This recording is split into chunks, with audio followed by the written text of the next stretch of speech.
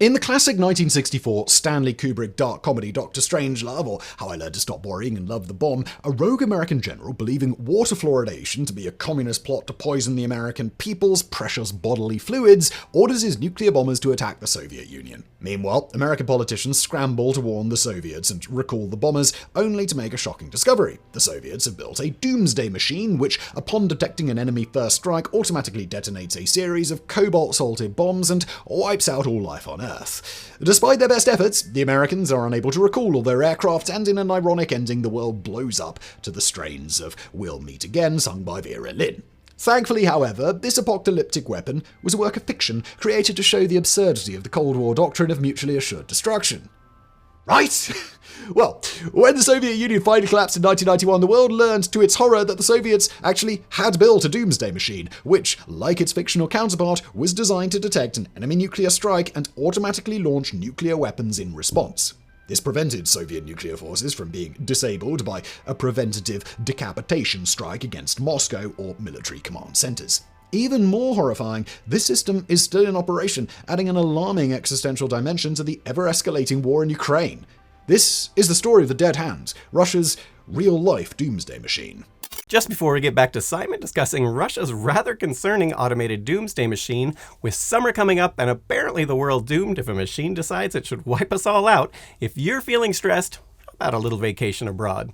And while you're traveling, the last thing you want to deal with when you land in a new country is trying to find a SIM card kiosk or getting hit with insane roaming charges. That's where today's sponsor, Airalo, comes in, the world's first eSIM store that makes staying connected while traveling incredibly simple and affordable. With Airalo, you can download a data plan for over 200 countries and regions right from your phone. No need to track down a local SIM card, no switching out your existing SIM, and no overpriced roaming charges. And right now, they're offering $3 off your first eSIM with our code TIFO3. Just download the app and apply the code at checkout. From here, select your destination, choose a data plan that fits your needs, and install it on your device. It works seamlessly with eSIM-compatible phones, and it's super simple and quick to set up. Airalo is fast, secure, and perfect for everything from checking maps, ordering a ride, or staying in touch with family back home. Plus, the data plans are flexible and often more cost-effective than traditional roaming or prepaid SIMs. So if you're looking for a smarter, easier way to stay connected while traveling, click the link below and install Airalo free today and use my code TIFO3 at checkout to get $3 off your first eSIM. Now let's get back to Simon and why we humans really need to rethink our decision-making paradigm. What became known as the Dead Hand grew out of the increasingly bleak logic of the ever-accelerating Cold War arms race. On August 29, 1949, the Soviet Union detonated RDS-1, its first nuclear weapon, at the Semipalatinsk test site in Kazakhstan. This achievement, coming years ahead of Western predictions, shattered the short-lived American nuclear monopoly and pushed the nascent Cold War into a dangerous new phase. Initially, however, the advent of nuclear weapons had surprisingly little impact on American global strategy, which, in the wake of post-war incidents like the 1948 Berlin blockade and the 1950 to 1953 Korean War, was focused on rebuilding large conventional forces in order to counter Soviet military aggression. There were two main reasons for this. Firstly, during this period, the US had very few nuclear weapons, and the Soviets even fewer, making the technology only marginally relevant. Secondly, early nuclear weapons had yields measured in kilotons of TNT and were thus treated by military planners much like conventional explosive bombs, only much more efficient. Instead of building a large stockpile of conventional nuclear weapons, the administration of US President Harry S. Truman responded to the detonation of RDS-1 by backing the development of more powerful thermonuclear weapons, or hydrogen bombs. This, it was hoped, would give the US more bang for its buck and maintain its nuclear supremacy long enough to sufficiently expand its conventional armed forces. All of this changed, however, in 1953 with the election of US President Dwight D. Eisenhower, strongly committed to reining in military spending and balancing the budget. Indeed, it was he who coined the term military-industrial complex. Eisenhower saw large conventional military forces as inefficient and overly expensive, especially in the wake of the strategically indecisive Korean War. He thus turned to nuclear weapons as a means of making the US military more cost-effective, a strategy he dubbed the New Look. This shift towards a nuclear-centric military was accompanied by an even greater shift in global strategy, first outlined in a January 12, 1954 speech by US Secretary of State John Foster Dulles. We want, for ourselves and the other free nations, a maximum deterrent at a bearable cost. Local defenses must be reinforced by the further deterrent of massive retaliatory power. A potential aggressor must know that he cannot always prescribe battle conditions that suit him. The president and his advisors, as represented by the National Security Council, had to make some basic policy decisions. This had to be done. The basic decision was to depend primarily upon a great capacity to retaliate instantly by means and at places of our choosing. Now the Department of Defense and the Joint Chiefs of Staff can shape our military establishment to fit our policy, instead of having to try to be ready to meet the enemy's many choices. This strategy, dubbed massive retaliation, called for the United States to respond to any Soviet or Chinese aggression, no matter how minor, by deploying overwhelming nuclear force. In this manner, Eisenhower and Dulles hoped to keep the West's enemies firmly under its nuclear thumb. However, massive retaliation quickly came under harsh criticism from various sectors, not least the Army and Navy, who, under the new look, saw their Truman-era budget severely cut back. Even worse, the strategy became increasingly untenable and even dangerous as the Soviets built up their own nuclear arsenal and nuclear weapons technology continued to improve. Early in the Cold War, the only means of delivering nuclear weapons was via manned strategic bomber aircraft like the American Boeing B-52 Stratofortress and the Soviet Tupolev Tu-95 Bear. Given the relatively slow speeds of these aircraft and the great distance between the Soviet Union and the mainland United States, both superpowers initially enjoyed considerable warning of an incoming attack and were able to deploy extensive networks of radars, interceptor aircraft, and surface-to-air missiles to shoot down enemy bombers. Furthermore, due to the poor accuracy of early air-dropped nuclear weapons, attack strategies initially focused on counter-value strikes against large civilian population centers. But on October 4, 1957, the global balance of power underwent another seismic shift when the Soviets launched Sputnik 1, the world's first artificial Earth satellite. While the basketball-sized satellite did little but transmit a series of radio beeps, what truly frightened Western military planners was the rocket which had placed it into orbit, the R-7 Semyorka. The world's first operational intercontinental ballistic missile, or ICBM, the R-7 was capable of placing a nuclear warhead anywhere in the continental United States in as little as 30 minutes, far quicker than manned bombers. These warheads, which descended from outer space at hypersonic speeds, were impossible to shoot down, rendering the entire North American aerospace defense system obsolete overnight. But while the US quickly responded by fielding its own ICBMs like the SB-65 Atlas, the accuracy of both American and Soviet ballistic missiles steadily improved, allowing them to be used for more precise counterforce strikes against airfields, missile sites, radars, communication systems, command centers, and other military infrastructure. This in turn created a new, dangerously volatile strategic situation. As American economist and strategist Thomas Schelling outlined in his groundbreaking 1960 publication, The Strategy of Conflict, the ability to accurately target an opponent's nuclear forces incentivized both sides to launch a preemptive strike first, destroying the enemy's ability to retaliate and placing them entirely at the aggressor's mercy. The fear that the other side would launch first and gain the upper hand, Schelling argued, all but guaranteed that nuclear war would break out sooner or later. If, however, both sides were able to protect at least some of their nuclear arsenal against a first strike, that is, to preserve a second strike capability, then equilibrium would be restored, since an attack by either side would guarantee the annihilation of both.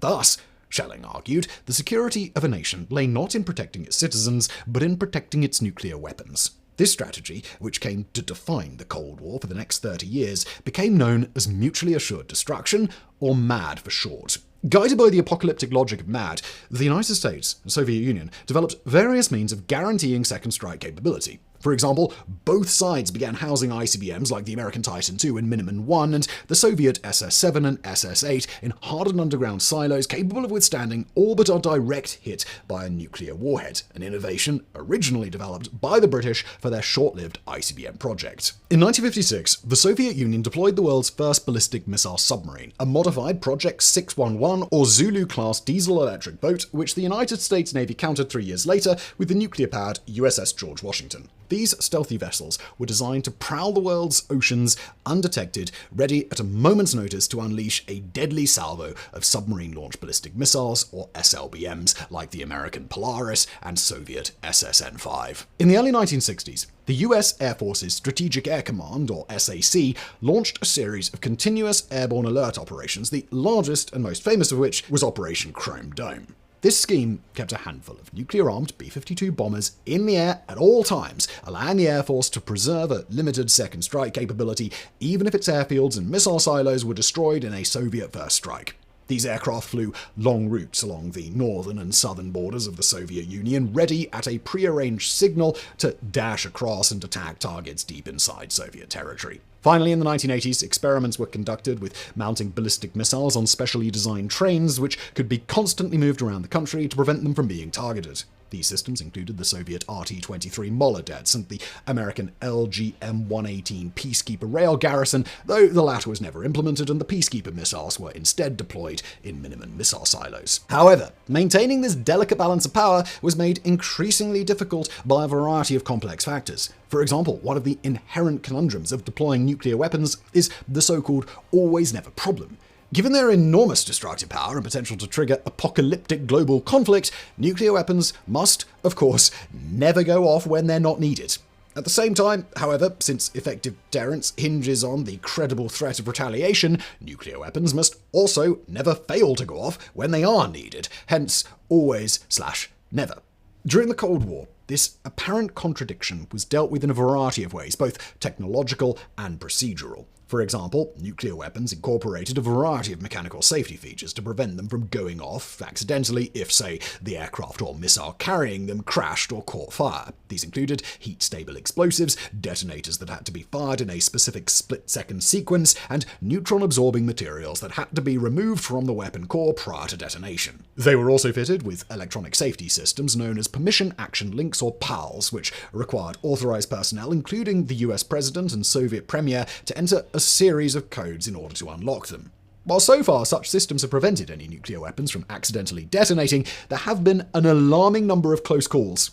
For example, on January 24, 1961, a B-52 Stratofortress carrying two Mark 39 Mod 2 thermonuclear bombs broke up while undergoing aerial refueling over Goldsboro, North Carolina.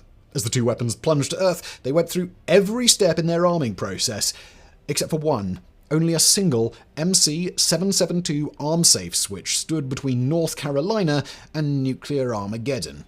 In other cases, such as the 1966 Palomares crash over Spain and the 1968 Tula crash over Greenland, the conventional explosives aboard the nuclear weapons detonated, contaminating large areas with vaporized plutonium. Meanwhile, the launch and flight of enemy nuclear bombers and missiles was detected and tracked by a global network of long-range radars like the American Ballistic Missile Early Warning System, or BMUS, and Earth-orbiting satellites like the American Vela and Soviet Oko series. Yet despite the increasing sophistication of these systems, they still suffered from several fundamental weaknesses. For example, the time from launch to impact was 30 minutes for intercontinental ballistic missiles and only 15 minutes for intermediate range or submarine-launched ballistic missiles. In that vanishingly brief window of time, military and political leaders had to assess the threat, determine whether it was credible, and make the monumental decision of whether to launch a retaliatory strike before the warheads hit. To help expedite this process, both the US and Soviet Union incorporated a considerable amount of automation into their early warning and command and control systems. But this, in turn, greatly increased the risk of false alarms. For example, on October 5, 1960, the newly installed BMUS radar at Tula Air Base in Greenland detected the launch of hundreds of Soviet ICBMs from Siberia. It was only thanks to the quick thinking of Air Marshal Roy Sleman, deputy commander of NORAD, that the alert was recognized as a false alarm and all-out nuclear war was averted. The alert was later determined to have been caused by the moon rising over Norway. 2 decades later, on September 26, 1983, a Soviet Oko early warning radar detected what appeared to be a Minuteman ICBM launched from the continental United States. Minutes later, it detected 5 more. Like Air Marshal Sleman, the Soviet officer on duty that day, Lieutenant Colonel Stanislav Petrov, found the alert suspicious, reasoning that a real American first strike would involve hundreds of simultaneously launched missiles. Thus, in spite of intense pressure from his superior, Petrov held off launching a retaliatory strike long enough for ground-based radar to confirm the false alarm. The alert was later determined to have been caused by sunlight reflecting off high-altitude clouds. For his courage, intuition, and coolness under pressure, Petrov is widely celebrated as the man who saved the world. Alarmingly, such close calls did not end with the collapse of the Soviet Union. On January the 25th, 1995, radar operators in Murmansk mistook a Norwegian Black Brant 12 research rocket launch for an American submarine-launched ballistic missile, sending the Russian defense network into high alert. President Boris Yeltsin had already opened his nuclear briefcase, or Sheget, and was preparing to launch a retaliatory strike when the mistake was finally recognized and the armed forces stood down. But while in all these instances human judgment and intervention was crucial in averting disaster, the involvement of humans is one of the fundamental weaknesses of nuclear command and control systems, since a decapitation strike that takes out senior leadership or communication systems could potentially leave an opponent's command structure paralyzed and unable to retaliate. For this reason, most nuclear-armed states delegate emergency authority to launch nuclear weapons to more junior politicians or military commanders in the field. For example, the 4 Vanguard-class ballistic missile submarines of the British Royal Navy carry what are called letters of last resort, authorizing the vessel's commanders to launch their Trident II missiles if the UK government is destroyed by a preemptive strike. Another fundamental flaw with mutually assured destruction was that it depended on neither side being able to shoot down or otherwise disable the other's missiles. By the late 1970s, however, practical anti-ballistic missile systems like the Soviet A-35 and American Nike X and Sprint were starting to come online. In response, both sides developed a variety of countermeasures, such as multiple independent re-entry vehicles or MIRVs and inflatable dummy warheads deployed from the same missile in order to confuse and overwhelm ABM systems. These developments incentivized both sides to further expand their nuclear arsenals in a bid to gain the upper hand and threatened to once again destabilize the Cold War balance of power.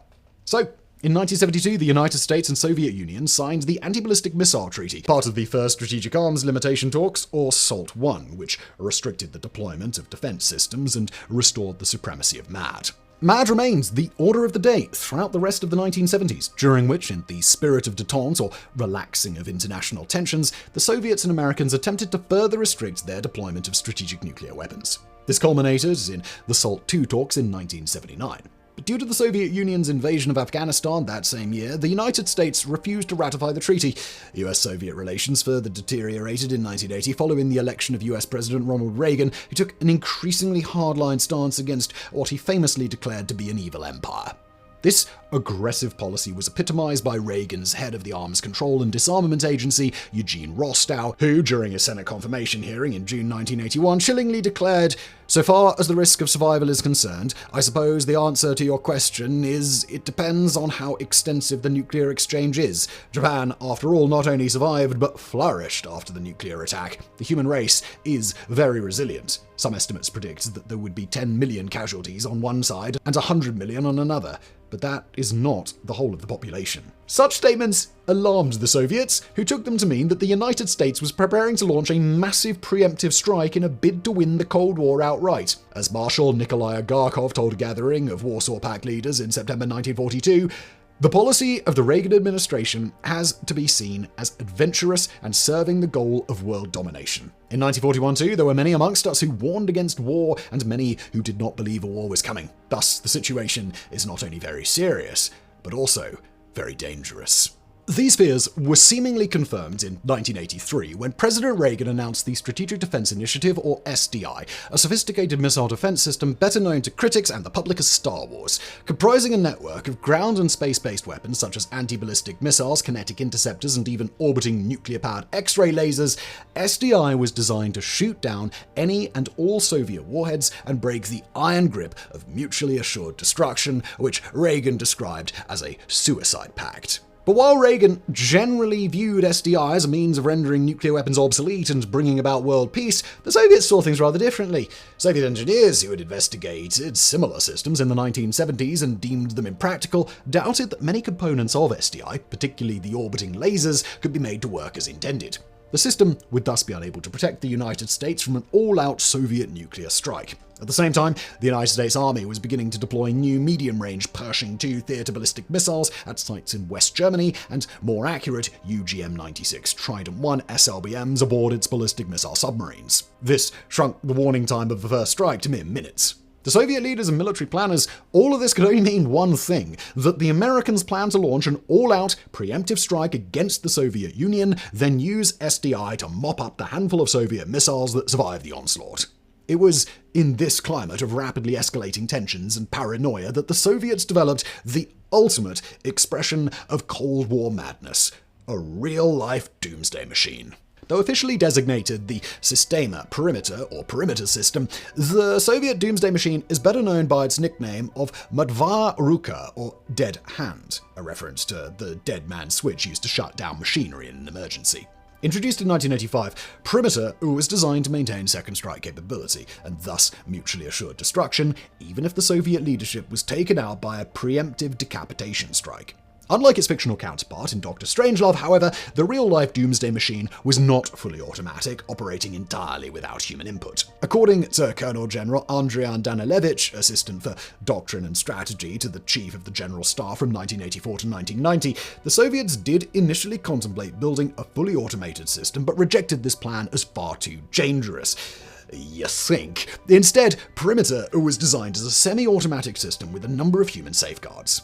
The heart of the system was a series of computers housed in hardened spherical concrete command bunkers codenamed Shiriki, or Marbles, buried beneath the Kusvinsky-Kármán mountain in the northern Urals and manned by a staff of 3. According to engineer Valery Yaranich, one of the system's designers, quote, "It was designed to lie semi-dormant until switched on by a high official in a crisis. Then it would begin monitoring a network of seismic, radiation, and air pressure sensors for signs of nuclear explosions." Before launching any retaliatory strike, the system had to check off 4 if-then propositions. If it was turned on, then it would try to determine that a nuclear weapon had hit Soviet soil. If it seemed that one had, the system would check to see if any communication links to the war room of the Soviet General Staff remained. If they did, and if some amount of time, likely ranging from 15 minutes to an hour, passed without further indications of an attack, the machine would assume officials were still living who could order the counterattack and shut down. But if the line to the General Staff went dead, then Perimeter would infer that apocalypse had arrived. It would immediately transfer launch authority to whoever was manning the system at that moment deep inside a protected bunker, bypassing layers and layers of normal command authority. End quote. Whether the system then launched a retaliatory strike automatically or waited for the command bunker staff to intervene is unknown, specific technical details on Perimeter being rather thin on the ground. What is known is that once retaliation was authorized, Perimeter would launch a special 15P-011 signal rocket from a hardened underground silo. Based on the MR-UR-100 Sotka ICBM, instead of a nuclear warhead, the 15P-011 carried a special 15B-99 radio transmitter and would fly the length of the Soviet Union, broadcasting launch orders to every airfield, missile silo, and ballistic missile submarine still in operation. This way, a second strike could be launched, even if the regular command and control communication system were knocked out. The United States Air Force deployed a similar device called the Emergency Rocket Communication System, or ERCS, which used an ultra-high-frequency transmitter mounted on a Blue Scout rocket or Minuteman II ICBM to transmit emergency action messages, or EAMs, to Strategic Air Command air bases' missile silos in an emergency. This system was operational from 1967 to 1991. Another failed deadly system, known as the Special Weapons Emergency Separation System, or Deadman Switch, was also installed aboard early B-52 Stratofortress bombers. Once armed, this system ensured that even if the crew were incapacitated by enemy interceptors or missiles, the bombs on board would detonate when the aircraft ascended below a certain altitude. As well as deterring an American decapitation strike, Perimeter was also designed to relieve some of the command pressure on Soviet leaders during the crucial minutes after an enemy attack was first detected. As David Hoffman, author of the book Dead Hands, The Untold Story of the Cold War's Arms Race and Its Dangerous Legacy, explains, quote, "The Soviets had a series of very, very old leaders who had a lot of difficulties governing, Brezhnev, Andropov, Chernenko, and in this time, when their leadership was aging, they gave some thought to those crucial minutes I described, when you have to make such a difficult decision. And they thought that they could help those leaders by creating an alternative system so that the leader could just press a button that would say, 'I delegate this to somebody else. I don't know if there are missiles coming or not. Somebody else decide.'" According to Russian author and rocketry expert Alexander Zelenskov, Perimeter further served to cool down all these hotheads and extremists. No matter what was going to happen, there still would be revenge. Perimeter was a formidable deterrent, safeguarding the Soviets' ability to retaliate against American aggression with apocalyptic force, Or at least it would have been if the Americans had actually known about it. But in one of the most absurd cases of life-imitating art, the Soviets chose to keep Perimeter a closely guarded secret. As David Hoffman points out, it would have had some deterrent value if they had told the Americans, if you wipe out our leadership, we have a way to retaliate. That would cause us to think twice. But because we didn't know about it, they built this elaborate system, and they hid it so that it had no deterrent value, and therefore, I think it was more dangerous. Or as the titular Dr. Strangelove puts it in the 1964 film, the whole point of the Doomsday Machine is lost if you keep it a secret. Why didn't you tell the world, eh? Just why the Soviets chose to keep Perimeter secret is unknown, though it is possible that just like fictional Premier Kisov in Dr. Strangelove, actual Soviet Premier Mikhail Gorbachev, who came to power the same year Perimeter came online, simply liked surprises. But whatever the case, the West remained completely and dangerously unaware of Perimeter for the rest of the Cold War. It was not until the collapse of the Soviet Union in 1991 that figures like Colonel General Vartholomew Korobushin, former Deputy Chief of Staff of the Strategic Rocket Forces, and Vitaly Akatyev, senior advisor to the chairman of the Defense Industry Department of the Central Committee of the Communist Party, confirmed the existence of this real-life doomsday machine. As can be imagined, this revelation shocked Western analysts, with former CIA Director James Woolsey declaring,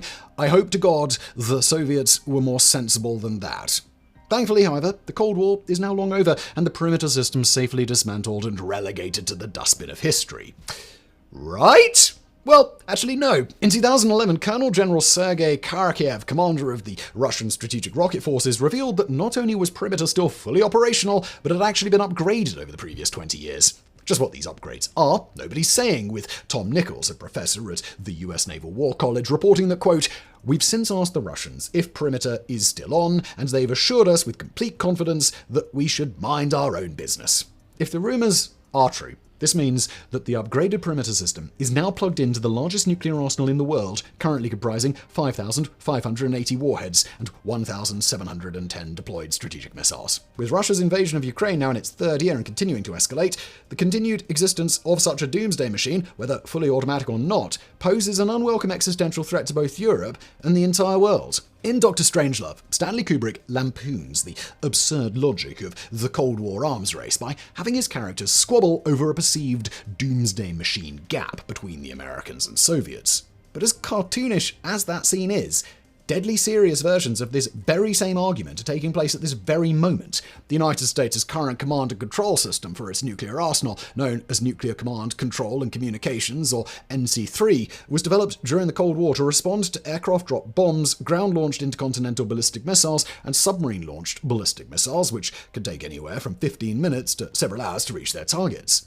In recent years, however, newer, more advanced weapons have emerged, capable of evading and outmaneuvering existing early warning systems and anti-ballistic missiles, and reaching their targets in less than 10 minutes, too fast for traditional command and control infrastructure to effectively respond.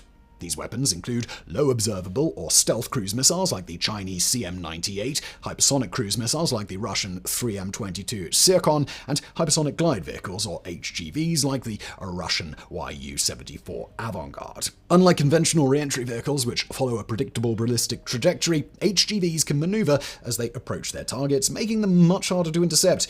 As Richard Speyer of the RAND Corporation think tank explains, "We don't currently have effective defenses against hypersonic weapons because of the way they fly. They're maneuverable and fly at an altitude our current defense systems are not designed to operate. A whole defensive system is based on the assumption that you're going to intercept a ballistic object." In response to such weapons, many analysts have called for the development of an American counterpart to Perimeter, a semi-automatic command and control system capable of effectively responding within a rapidly shrinking window of time. As Dr. Adam Lothar, Director of Research and Education at Louisiana Tech Research Institute, and Curtis McKiffin, Associate Dean of the School of Strategic Force Studies at the Air Force Institute of Technology, argue in a 2019 paper, quoting here, "Technology is reducing the minutes available to American senior leadership in a future nuclear attack. The United States can no longer ignore this situation nor wish it away."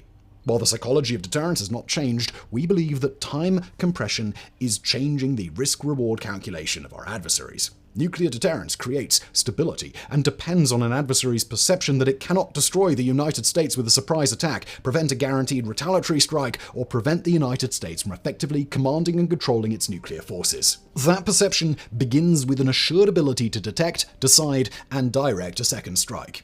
In this area, the balance is shifting away from the United States. US adversaries are not interested in maintaining the status quo. They are actively working to change it. US adversaries are working on their own fait accompli that will leave the United States in a position where capitulation to a new geostrategic order is its only option. The United States cannot allow that. The United States must re-examine its view of an old concept in light of fundamental technological change. Moving forward as if 20th century paradigms are still valid is not an option. It is time both sides of the nuclear arms debate come to that realization. A key component of such a system, Lothar and McGiffin argue, is the integration of artificial intelligence to help quickly and efficiently process large volumes of strategic data. As Dr. Vincent Bulanin, director of the Governance of Artificial Intelligence program at the Stockholm International Peace Research Institute, explains, recent advancements in artificial intelligence could be leveraged in all aspects of the nuclear enterprise. Machine learning could boost the detection capabilities of extant early warning systems and improve the possibility for human analysts to do cross-analysis of intelligence, surveillance, and reconnaissance data. Machine learning could be used to enhance the protection of the command and control architecture against cyber attacks and improve the way resources, including human forces, are managed. Machine learning advances could boost the capabilities of non-nuclear means of deterrence, be it conventional, electronic, or cyber. Preemptively responding to knee-jerk objections regarding the use of artificial intelligence in such a potentially apocalyptic application, Lothar and McGiffin point out that, quote, "We are convinced that time is most usefully spent debating the technical positives and negatives of such integration in a manner that does not simply classify perspectives on the discussion as that's crazy or just don't, or as vaguely as stating that there is a need for an automated strategic response system based on artificial intelligence. As an artificial intelligence-enabled system, it is far more accurate to see the dead hand as a system of systems with a wide variety of algorithms embedded into the systems that comprise the nuclear command, control, and communication system. With a combination of hard coding and algorithms, such a system would employ algorithms where it makes sense to perform discrete functions, like assessing data from space-based overhead persistent infrared systems. This is but one example of how a process evaluating infrared signatures to determine if they are indicative of an intercontinental ballistic missile launch can be turned over to a set of algorithms that process data faster than the current system. Keep in mind, where artificial intelligence tools are embedded in a specific system, each function is performed by multiple algorithms of differing design that must all agree on their assessment for the data to be transmitted forward. If there is a disagreement, human interaction is required. Such a design feature is akin to James Rierson's Swiss cheese model of human error prevention. In short, each algorithm acts as a slice of Swiss cheese, with imperfections that are different from other algorithms. When stacked together, the imperfections in each algorithm do not perfectly align to allow a fatal error. For example, the United States relies on dual phenomenology to determine whether a suspected intercontinental ballistic missile launch is, in fact, an actual launch. It does this by employing space-based infrared systems to detect the infrared signature of a missile launch and then verifies that signature through the use of long-range radars. Yet despite such assurances, we here at Today Found Out still have reservations. To paraphrase that great Cold Warrior Sterling Archer, do you want Skynet? Because that's how you get Skynet. Thank you for watching.